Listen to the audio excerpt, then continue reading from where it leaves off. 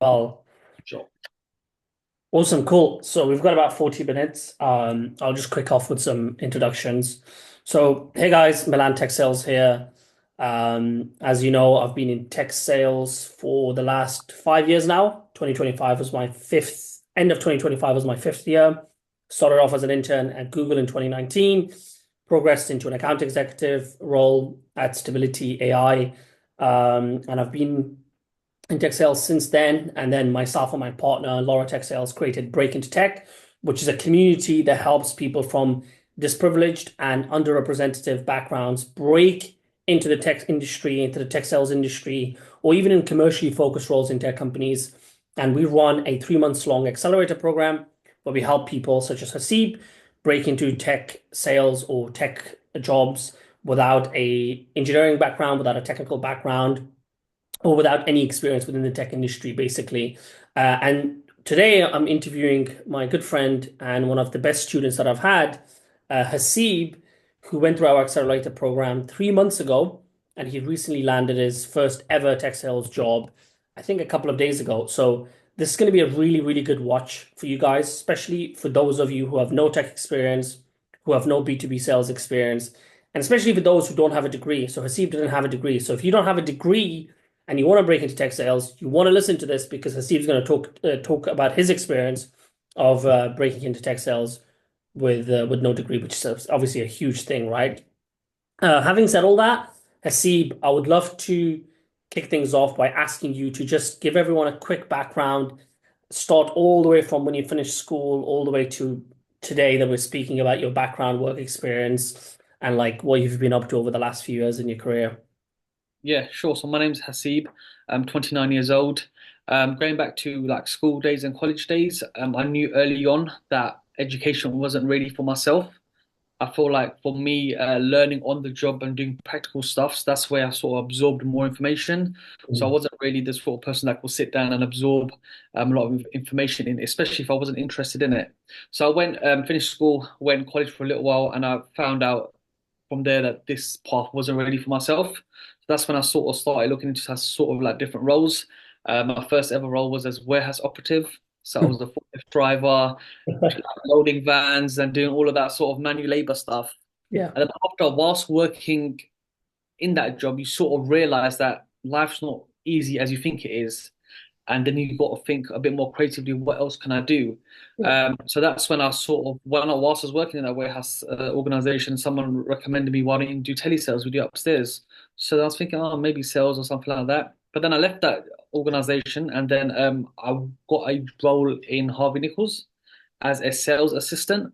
Mhm. And that was my first sort of exposure in sales, and I really enjoyed it. I love the buzz of speaking to different people, and sort of trying to maximize my potential within sales. And also, when I was meeting these people, you learn a lot of information. Some things that you may not know, you might learn from other people. So I like the aspect of talking to different people. And fast forward that from Harvey Nichols, I transitioned into Harrods. And then Harrods, I was doing men's suits and tailoring for an Italian brand, and then into watches. And now currently working for Rolex as a sales consultant. So yeah, it's always been high-end luxury retail sales, but I feel like I need a bit more now, a bit more trajectory in my career where I can sort of progress and have certain metrics that I can focus on for me to get to the next level. And I feel like where I'm at currently at the moment, I can't really do that. So that's why, yeah, I feel like let's get into the tech sort of space and see how we can take things going forward. Awesome, awesome. Thank you so much for that intro. So you didn't go to university, you decided to go straight into working in retail in sales, and you've been doing that for the last like what, 5 years you said, or 5 years, yeah. 5 years of retail sales experience. So just to confirm, before you joined the program, you didn't know anything about tech sales or tech or software engineering or coding and stuff like that, right? Yeah, nothing.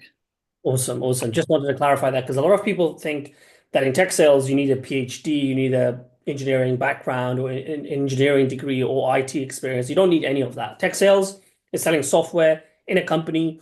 So the company that Haseeb has joined, they sell HR software to other companies, and his job will be the first point of contact, calling customers up, trying to book a meeting with them, and then the account executive, the senior salesperson, will actually close the deal. So thank you for that intro.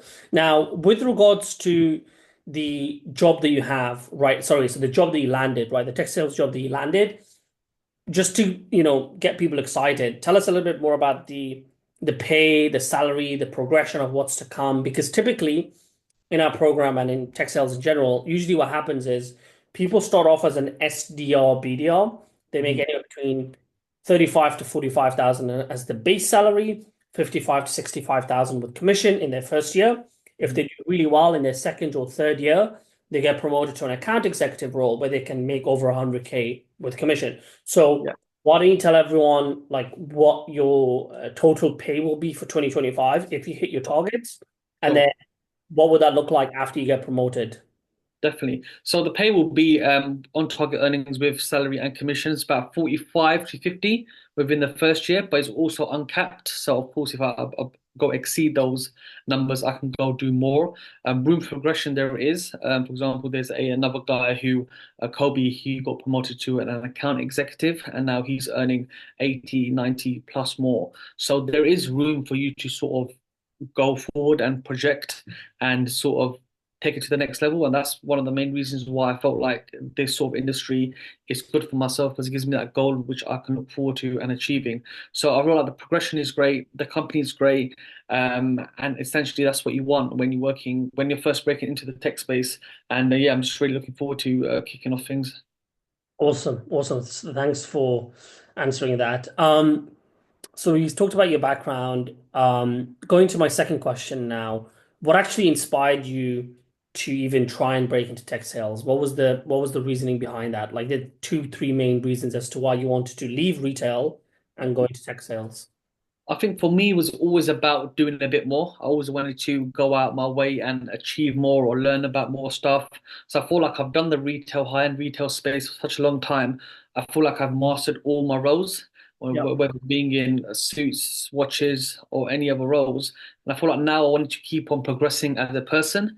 So when I looked into tech sales and I looked into the progression and the trajectory of the earnings you can earn and the earnings you can, sorry, make, that's when I was like, you know what? I need a bit more. And it's that motivation within myself that to keep on excelling as a person and keep on being better myself. Because when I look at my first role to now, it's a massive sort of jump from where I've started to where I'm now. And I feel like I want to keep on evolving. So for me, it's always been about self-development and always growing as a person. If I can keep on consistently doing that day by day, it gives me that satisfaction more than money. Awesome. So it's self-development, Yeah, hoping to get new and better things, yeah, and the money aspect as well, obviously making more money. The other yeah. thing that you mentioned as well at the beginning was growth and getting promoted and stuff like that. Was Mhm. that also like an important factor for you? I think it is an important factor because I feel like within my roles currently at the moment, there's no clear metrics. It's Yeah. very politically based, I would say. It's not down to your hard work or your ethic and how many sales you do. It's a bit more in a different way. So I feel like if I'm going to organizations when I'm hitting all the goals, hitting all the metrics, there is no reason for me to go above and beyond. And I feel like when I've spoken to like-minded people who are also in the industry, they've said the similar things. So yeah, that's a main thing for me as well. Yeah, I totally agree. I feel like tech sales or tech jobs in general are just becoming a lot more popular. And the main reason for that is because, especially tech sales, it's a very clear cut line between an SDR entry level to an account executive, mid level to senior level enterprise account executive. And there is no politics games. There is no, oh, your uncle is the VP, so you're going to get promoted. Your dad is the CEO, so you're going to get promoted. It's not like that at all. It's you hit your targets as an SDR, you get promoted to an account executive, and then you do really well, then you get promoted to an enterprise account executive. And I feel like a lot of other careers, they don't really have that, right? Even very, very good high-end elite careers like commercial law, investment banking, Yeah, of course, they do have a trajectory, but I feel like there's a lot more politics to those careers than in tech sales. In tech sales, you just have to be good. If you're not good, you're screwed, right? But if you're good, you will make a ton of money. So I really like that aspect of tech sales as well. The other question I had for you was, I guess, why, what were the main challenges you had before you joined the Break into Tech uh, accelerator program? Like, what was the main thing that pushed you forward to join? I think the main thing is because when I first joined, before that, I was looking into the industry a bit.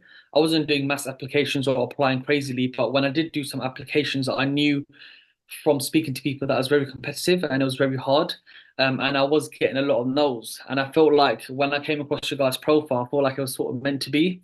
Mhm. So I was a bit like, you know what, let me sort of learn a bit more about the program you offer. And of course, when I spoke to yourself and asked you some questions and we sort of spoke, I sort of knew that it is it is for me.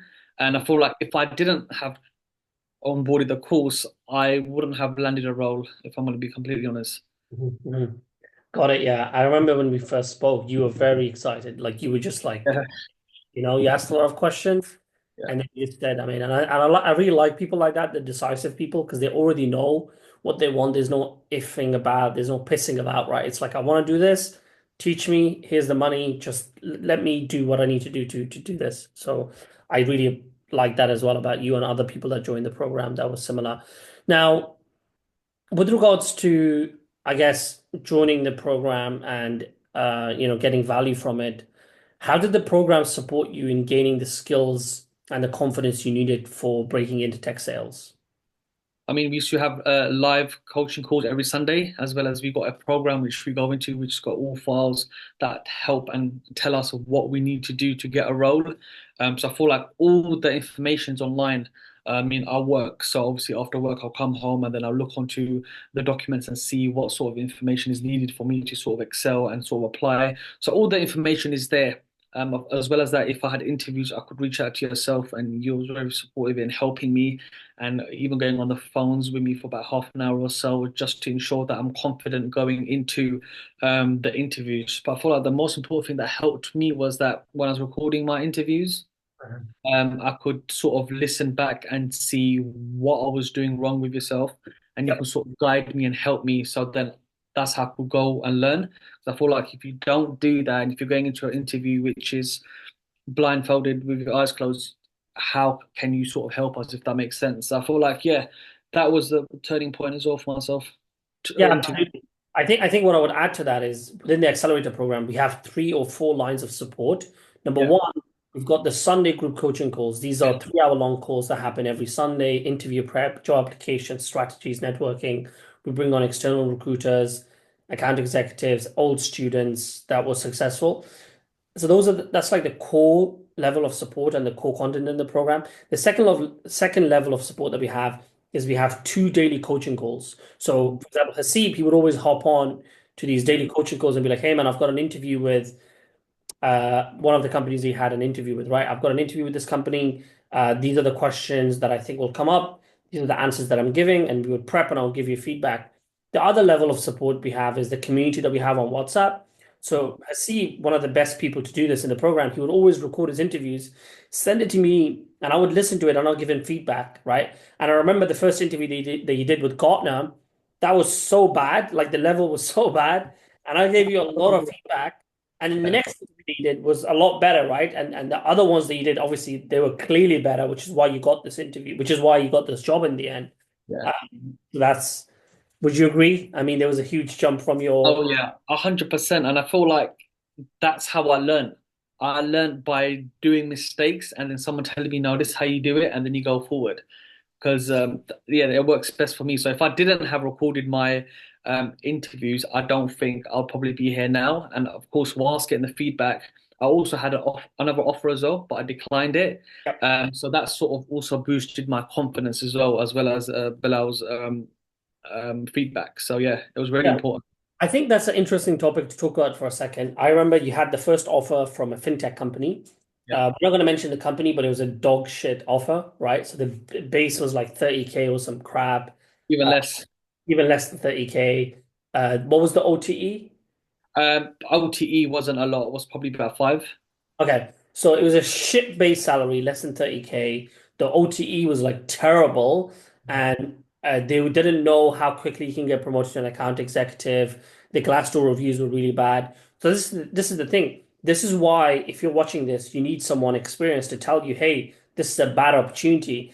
Because if Haseeb had went and took that offer, signed the contract, and started working there, he would have a really bad base salary, a really bad commission structure, a really bad experience, very bad learning, and he wouldn't even get promoted to an account executive, which means he would have wasted all that time that year getting paid no money and wasting his time. So what you need is a mentor that when you get a tech sales offer or a tech job offer to evaluate the company, the offer, the contract, the pay, the onboarding, the training, certifications, the progression, the promotions. That's what we did. So every time a student in the program gets an offer, if it's a bad offer, I tell them not to take it. And we talked about that, right? That's one way to look at it. And obviously the other way to look at it is if you're nobody and if you're 20 and you didn't even go to uni and you have no experience, obviously take that offer because you got nothing better anyway. You're a nobody anyway. You have no experience anyway, right? So just take it. But obviously you had loads of experience.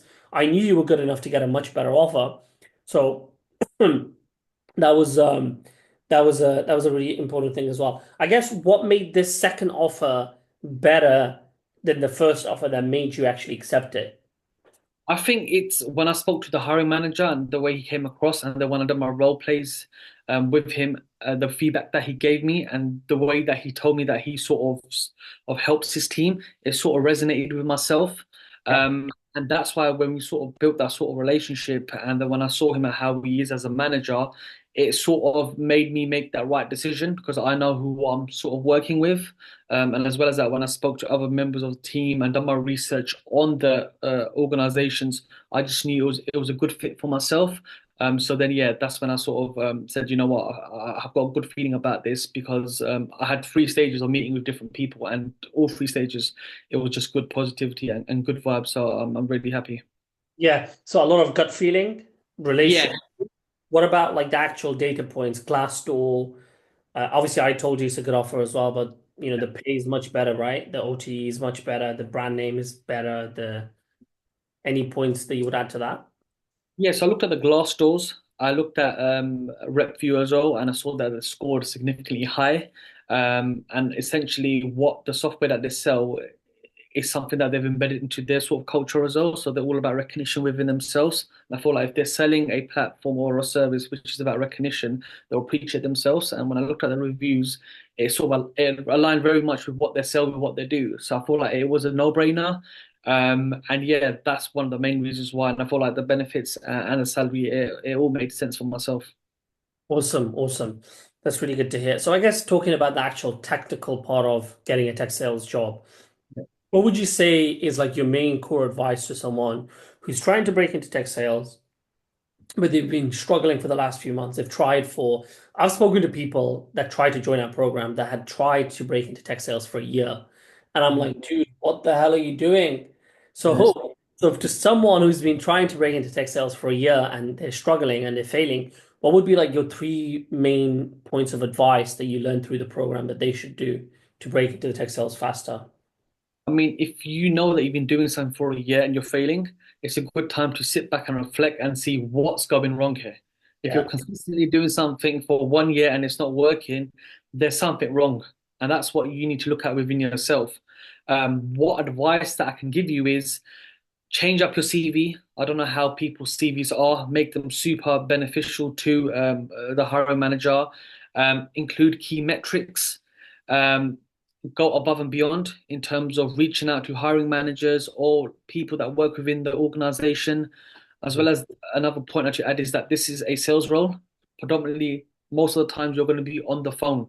If you Yeah. can cold call a manager or a hiring manager and have their attention for about 5, 10 minutes and tell them why you think you'd be a good fit for the role, then I think you're sort of halfway there in getting us there, getting a shot at an interview. So, Mm. and I feel like you just need to be very different because a lot of people do the normal trajectory of sending an applications and that's it. But I don't think that's enough. You got to be different. And I remember once when I was speaking to, I was when applying for a role, the hiring manager, she already had someone by now, but she goes, she's never had someone reach out to her via email the way I did, and she appreciated that. And I feel like when you do stuff like that, they know how bad you want it. So Yep. you got to show them how bad you want it. Are you going to be like the normal person who just applies, or are you going to be someone who's going to go above and beyond and be creative and capture their attention and call them, or maybe send them an email, maybe and consistently follow up with them? You're not going to send 20 emails and expect 20 people to get back to you. It doesn't work like that. You might send 20 and one person might get back to you, but you've got to consistently keep on chasing up every other day, changing your emails and essentially being a bit funny with it as well and a bit creative. So I feel like if you can do those things, you'll be fine. Another point that you add is that I know, for example, you say that you spend 1 or 2 hours a day, which is fine, which is good enough. I think it's perfectly fine. But I feel like if you want it badly, you'll do more than that. Yeah. For example, on your days off, are you treating this as a 9 to 5? Are you looking at different companies? Are you researching? Are you cold calling throughout the day? Are you sending emails throughout the day? And I feel like the people that want it the most, they are the one that are gonna get it, if that makes sense. Yeah, I totally agree with everything you said. I mean, the first part surely has to be that if you've been trying for a year, your CV sucks. You have to throw that in, you have to burn that, making you one page metrics, keywords, stats, accomplishments, certifications, LinkedIn profile again, burn it, make a new one, all those main things. And I think what you said about standing out. So you can't just rely on mass applications. Everyone's doing that. These are jobs that pay double the average salary in the UK. So I think the average salary in the UK is about £30,000, maybe higher in London. As an SDR at 22, 23, you can make 45, 50, 60K if you're really good. That's double the average salary in the UK, right? Like newly qualified doctors, junior doctors don't make that money and they're a doctor. So if a job is paying you that much more, how dare you believe that you can just mass apply and get the job, right? You deserve to be a loser and you deserve to not get a job that in this industry, right? That's the harsh truth. And I think what you said at the end with regards to standing out and being creative, the specific way to do that is like either send videos, like Loom videos, or like make a Zoom video about you presenting an idea to the hiring manager about how they can improve their process. The other thing you can do is cold call them for sure. That's a really good one for people that are very ballsy and confident. But if you're not ballsy and confident, you can actually cold email as well. So cold email is for people that are a little bit scared and a little bit shy. You can get loads of emails from LinkedIn via contact tab, put them into a sequence using a free tool like Lemlist and stuff, and just follow up with loads of people. And again, expect to get one response from about 30 to 40 emails or LinkedIn messages from hiring managers and recruiters. If you do that consistently, like Haseeb did, you will 100% get a tech sales job in a few months, Yeah. even a few weeks actually, right? So that I'm totally in agreement with you on that. I guess one interesting question that came to mind, Haseeb, is what if you're not extroverted? Would you still be able to, or like, what if you don't like sales? What if you don't like people or extroverted? Would you still be able to do this kind of a job? Um, I think it depends because some people they're not extroverted and they have a sales role and they excel in it because they know that that's what they have to do. If that sort of makes sense, that's all they know. But I feel like if you're someone new, um, it's good to maybe dive a bit deeper and do it because you never know unless you try, right? You can't just label yourself as one thing because a lot of people think that I'm an extrovert and Hmm. some people think I'm an introvert, but I feel like I've got a healthy balance Right. in both of those things. I'm not too much of outgoing, I'm not too much of closed in. I've got a healthy balance and I sometimes use the X and use the in when needed necessary, if that makes sense. So I Hmm. feel like if you're not an extrovert, I wouldn't label yourself as I'm not an extrovert because I feel like there's times where you have had to be an extrovert in your life. And I feel like if you love sales, if you love speaking to people, try it. I mean, try it. Speak to different people a day. Go and read the job description. See if that aligns with what you would want to do. And essentially, I feel like it all comes back to your goals and what you want out of life.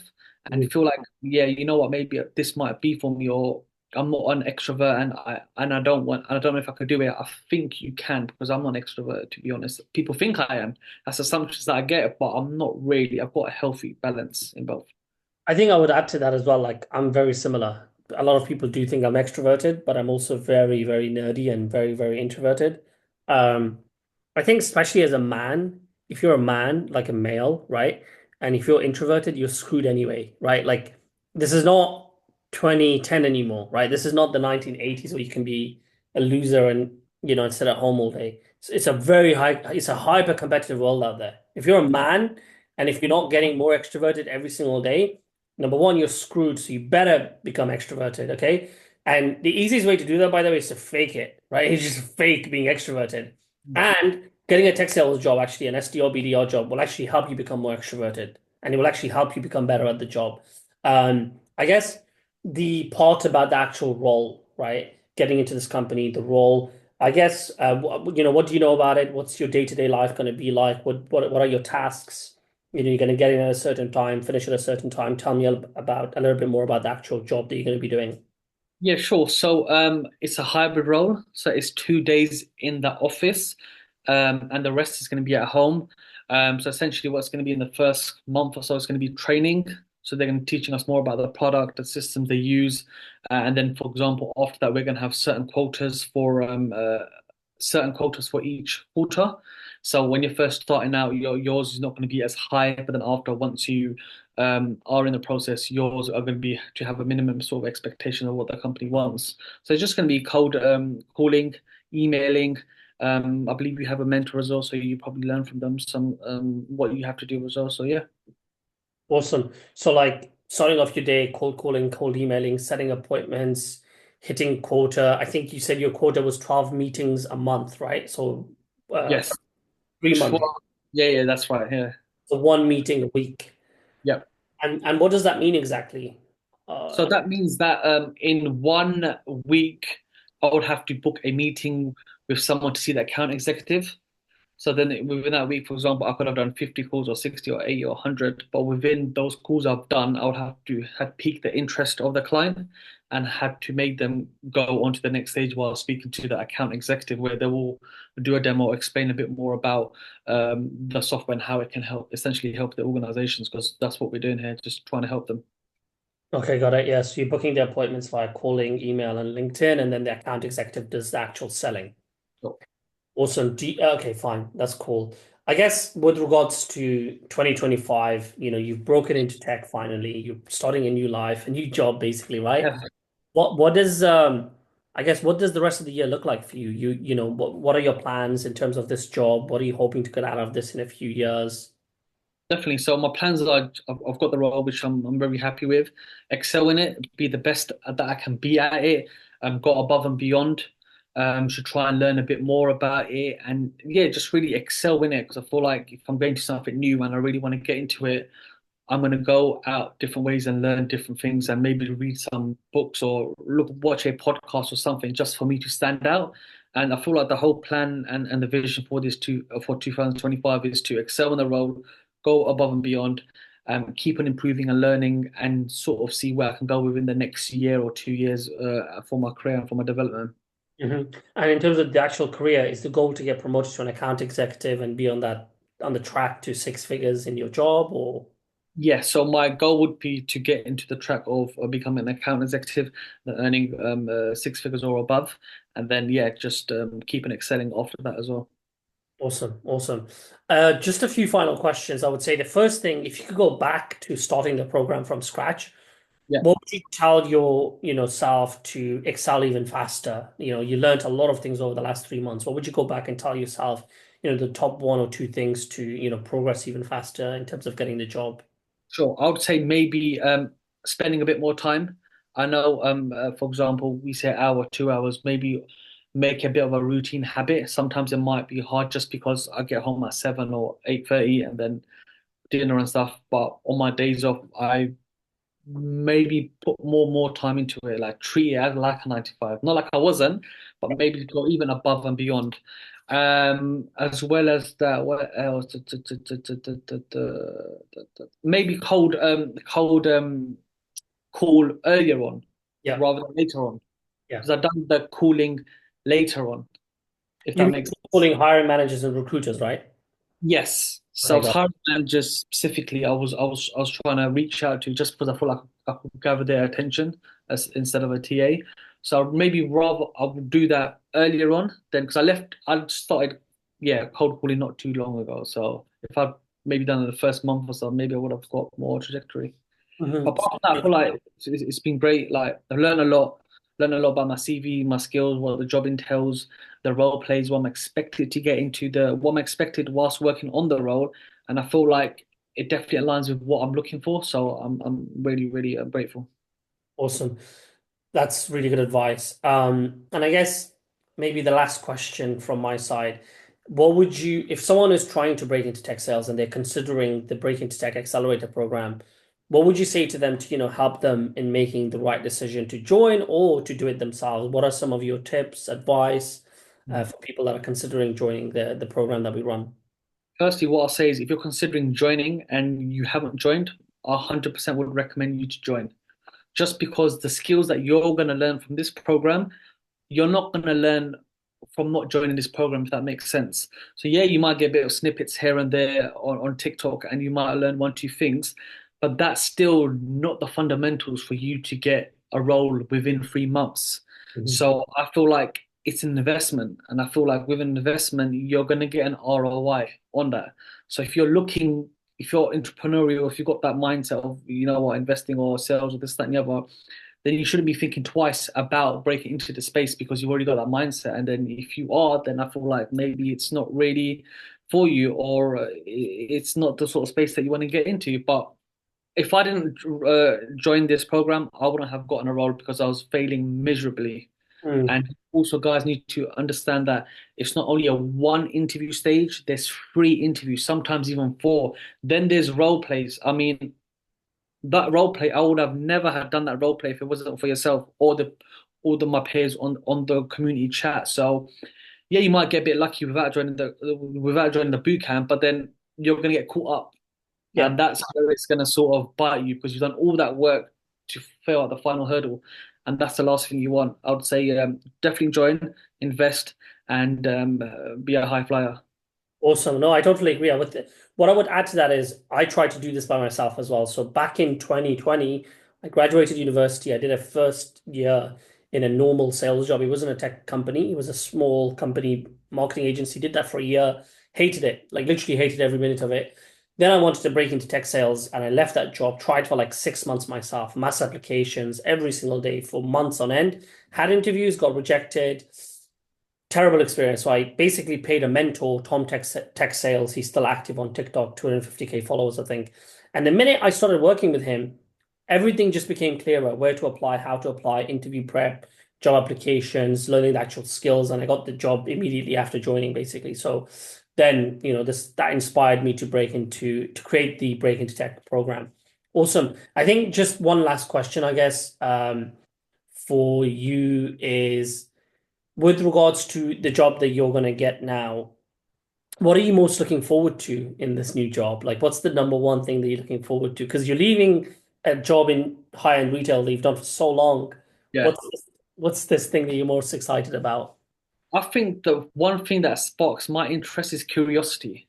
Right. Because I know what I know what I'm doing in watches, but for me to get into a different sort of industry, like tech sort of space industry, it will just pique my interest of what I'm going to learn and how I can sort of bring that into my life and into my own development. So I'm really looking forward to that. What sort of training, for example, they have, for example, for sales professionals. So I'm really looking forward to that because I feel like in my journey, I've not really had sort of Training. training.